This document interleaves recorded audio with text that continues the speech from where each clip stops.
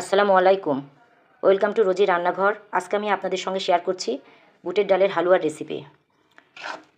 তো প্রথমে আমি এখানে যা যা করেছি সেটা আমি বলে দিচ্ছি, কারণ ওই স্টেপটা আমি ভিডিও করতে পারিনি, সেই জন্য আন্তরিকভাবে আমি দুঃখিত। আমি বলে দিচ্ছি কি কি আমি এখানে প্রথমে দিয়েছি।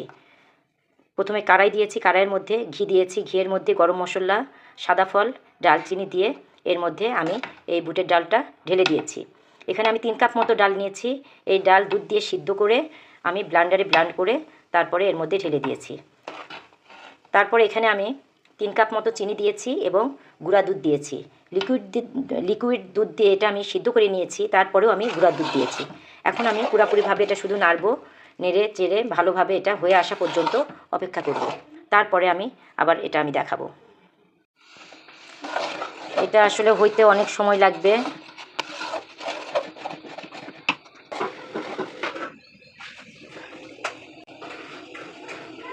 এই পর্যায়ে আমি আবারও ঘি দিয়ে দিচ্ছি।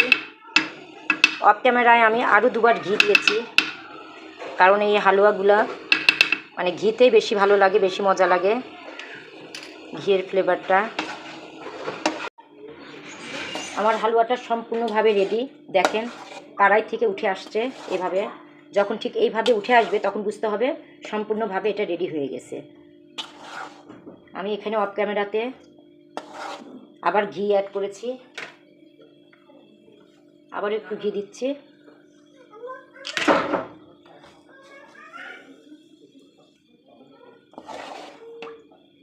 এই যে সম্পূর্ণভাবে এটা রেডি, সম্পূর্ণভাবে আমার কড়াই থেকে উঠে আসছে।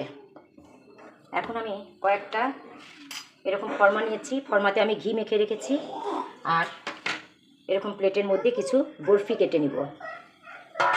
দেখেন এখানে আমি হাত দিচ্ছি, আমার হাতে লাগছে না।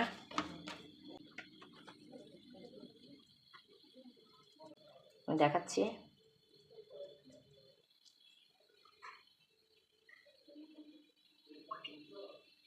এরকমভাবে আমি বেশ কয়েকটা তৈরি করে নিব। যে দেখেন সুন্দরভাবে উঠে আসছে। আমি আর একটা ডিজাইন করে নিয়েছি। এই যে এইভাবে আমি বেশ কয়েকটা ডিজাইন করে নিব।